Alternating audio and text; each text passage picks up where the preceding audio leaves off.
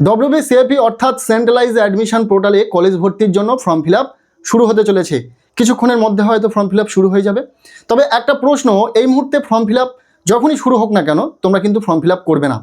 কেন করবে না, কারা করবে না, সম্পূর্ণটা ভিডিওতে আমরা শেয়ার করব। পাশাপাশি কলেজ ভর্তি সংক্রান্ত বেশ কিছু তথ্য শেয়ার করব যেগুলো তোমাদের কলেজ ভর্তির আগে জানা প্রয়োজন। কারণ ছোট্ট একটা ভুলে ফর্ম ফিল আপে তোমাদের কিন্তু কলেজ ভর্তিতে নানান সমস্যা ক্রিয়েট হতে পারে এবং তোমরা তোমাদের পছন্দের কলেজ নাও পেতে পারো, পছন্দের সাবজেক্ট নাও পেতে পারো। তাই ফর্ম ফিল আপের আগে বেশ কিছু রিসার্চ তোমাকে নিজে করতে হবে। তুমি যে কলেজে অ্যাডমিশন নিতে চাইছো সেই কলেজ সম্পর্কে তোমাকে জানতে হবে।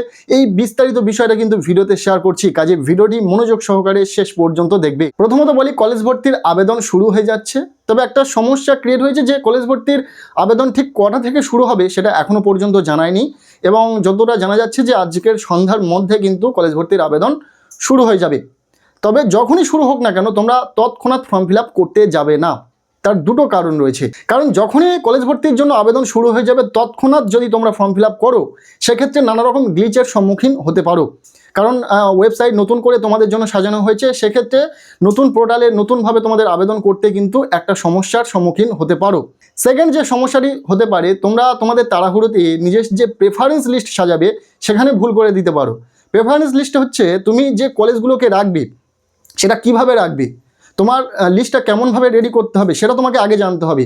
কোন কোন পছন্দের কলেজ তোমার রয়েছে, কোন কোন সাবজেক্টে তুমি এগোতে চাইছো, পড়াশোনা করতে চাইছো, এই জিনিসগুলো তোমাকে আগে ভাবতে হবে, নোট করতে হবে খাতায়।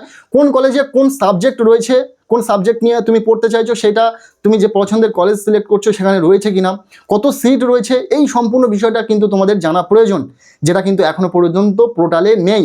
যেটা গত বছরে ছিল, ছাত্রছাত্রীরা ভর্তির আগে পর্যন্ত দেখে নিতে পেরেছিল যে পোর্টালের মধ্যে প্রতিটা কলেজের ক্ষেত্রে কি কি কোর্স রয়েছে, কত সিট সংখ্যা রয়েছে, এছাড়াও রিজার্ভেশন কত রয়েছে। এই পুরো বিষয়টা কিন্তু ক্লিয়ারভাবে উপস্থাপন করা হয়েছিল। ছাত্রছাত্রীরা তাদের পছন্দ মতো দেখে নিতে পেরেছিল তাদের পছন্দের কলেজে কত সিট রয়েছে এবং সেটাতে রিজার্ভেশন কত রয়েছে, অর্থাৎ SC ST OBC এছাড়াও জেনারেলদের জন্য কত কি রিজার্ভেশন রয়েছে, এই বিষয়টা কিন্তু দেখে নিতে পেরেছিল, যেটা এখনও পর্যন্ত WBCAP পোর্টালে আসেনি। খুব গুরুত্বপূর্ণ বিষয়, এটা তোমাদের কিন্তু জানা প্রয়োজন কলেজ ভর্তির আগে। ফর্ম ফিল আপ তো করবেই, নানা রকমভাবে ফর্ম ফিল আপের ভিডিও আসবে, তোমরা দেখবে, কিন্তু তাড়াহুড়োর বসে কিন্তু ফর্ম ফিল আপ করতে যাবে না। দেরি করবে, সময় নেবে, তোমরা তোমাদের পছন্দের কলেজটাকে আগে লিস্ট আপ করবে, কোন কোন কলেজ তোমাদের লিস্টে রাখবে সেটা দেখে নেবে, ঠিক আছে। এবং তোমরা যে সাবজেক্টগুলো পড়তে চাইছো সেটা সেই কলেজে রয়েছে কিনা এবং কত সিট সংখ্যা রয়েছে, এই বিষয়গুলো তোমাদের কিন্তু জানতে হবে। এটা তো গেল।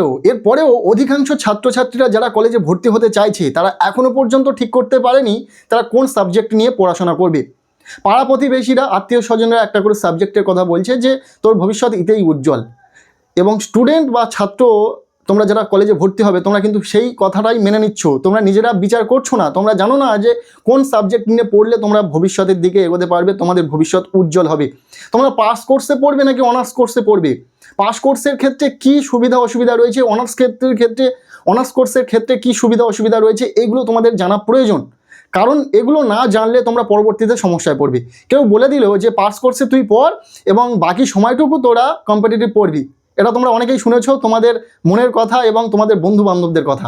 সত্যি বলতে এটাই, অনেক ছাত্রছাত্রীরা আমাদের কাছে যোগাযোগ করে এই বিষয়টা জানার জন্য। তো সেক্ষেত্রে আমরা বলে রাখি তোমরা কিন্তু খুব ভালো করে এই বিষয়টা খেয়াল রাখবে। তোমরা কম্পিটিটিভ পড়বে, তার পাশাপাশি পাস কোর্সে পড়াশোনা করতে পারো, এই বিষয়টা অনেকের কাছ থেকে শুনেছো।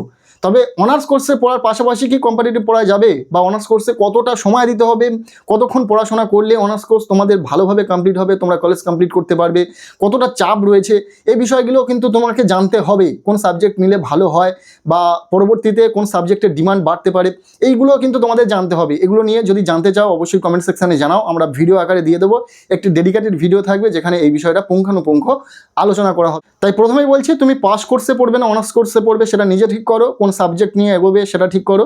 যদি পাস কোর্সে পড়ো সেক্ষেত্রেও কোন সাবজেক্ট নিয়ে পড়া যেতে পারে সেগুলো ভাবো। তাড়াহুড়োতে শুধুমাত্র ফর্ম ফিল আপ করে দিলে এবং অপেক্ষা করলে কবে মেরিট লিস্ট আসবে এটা করো না, ঠিক আছে। আর সবচেয়ে বড় বিষয়, অনেকেই ভাবে যে প্রথম দিকে কলেজে ভর্তির জন্য ফর্ম ফিল আপ করলে আগে চান্স পেয়ে যাবে, এটা সম্পূর্ণ ভুল। তার কারণ তুমি প্রথম দিকে কলেজে ভর্তির জন্য ফর্ম ফিল আপ করো বা একদম শেষের দিকে গিয়ে ফর্ম ফিল আপ করো, এক্ষেত্রে তুমি এক্সট্রা কোনো সুযোগ সুবিধা পাবে না। তুমি লাস্ট ডেটের আগে ফর্ম ফিল আপ করতে পারো, সেক্ষেত্রে এক্সট্রা কোনো ফেসিলিটি তোমার জন্য থাকছে না। তুমি ফর্ম ফিল আপ করবে এবং মেরিট লিস্ট যখন পাবলিশ হবে তোমাকে কোনো এক্সট্রা সুযোগ দেওয়া হবে না, এক্সট্রা ফেসিলিটি তোমাকে প্রোভাইড করা হবে না। কারণ ফর্ম ফিল আপের ক্ষেত্রে আগে পরের ক্ষেত্রে কোনো যায় আসে না, তুমি আগেও করতে পারো পরেও করতে পারো, পরে বলতে লাস্ট ডেটের আগে। বিষয়টা ক্লিয়ার? এবার সবশেষে আসি তোমরা প্রেফারেন্স লিস্ট কিভাবে সাজাবে, কিভাবে প্রেফারেন্স লিস্ট সাজালে তোমরা তোমাদের পছন্দের কলেজ পেতে পারো। কারণ তোমরা জেনে থাকবে বহু স্টুডেন্ট, হাজার হাজার স্টুডেন্ট কিন্তু তাদের এই প্রেফারেন্স লিস্ট সাজানোর ভুলে তাদের পছন্দের কলেজে তারা ভর্তি হতে পারে না। হয়তো দেখা গেল তোমার পছন্দের কলেজ রয়েছে 1 নম্বরে রেখেছো, তুমি সবচেয়ে বেশি পছন্দের কলেজ তুমি 1 নম্বরে রেখেছো তোমার প্রেফারেন্স লিস্টে। সেকেন্ড যে কলেজটিকে রাখছো সেটাও তোমার পছন্দের হচ্ছে কিনা সেটা দেখবে, কারণ তোমার পছন্দের কলেজ তুমি 1 নম্বরে রাখলে এবং বাকি পরপর তুমি কলেজগুলোকে সাজিয়ে গেলে এভাবে কিন্তু হবে না। এভাবে করলে তুমি কিন্তু ওই তোমার পছন্দের যে কলেজ রয়েছে সেখানে হয়তো ভর্তি হতে পারবে না। তুমি যে পরপর সাজিয়ে গেলে কলেজগুলো, তার মধ্যে একটি কলেজে চান্স পেয়ে গেলে, সেখানে তোমাকে ভর্তি হতে হবে এবং তারপর অটো আপগ্রেডেশনের মাধ্যমে যদি তুমি কোনো কারণবশত উপরের দিকের কলেজে চান্স পেতে পারো, সেটা ভাগ্যের উপর বা তোমার কিছুটা হলেও তোমার নাম্বারের উপর ডিপেন্ড করে, তবে অনেক ক্ষেত্রে চান্স পাওয়া যায় না।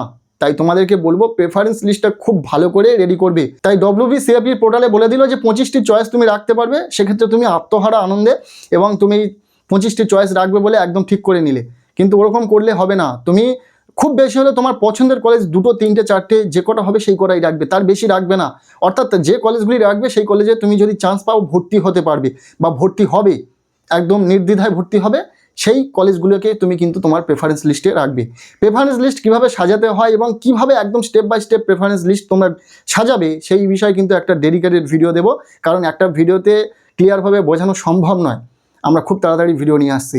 সো আজকের এই ভিডিওটি কেমন লাগলো অবশ্যই কমেন্ট সেকশানে জানিও। ভিডিওটি ভালো লেগে থাকলে লাইক করে দাও, চ্যানেলে নতুন হলে চ্যানেলটিকে সাবস্ক্রাইব করে রাখো, আর পারলে ভিডিওটি বন্ধুদের সাথে প্রচুর শেয়ার করে দাও।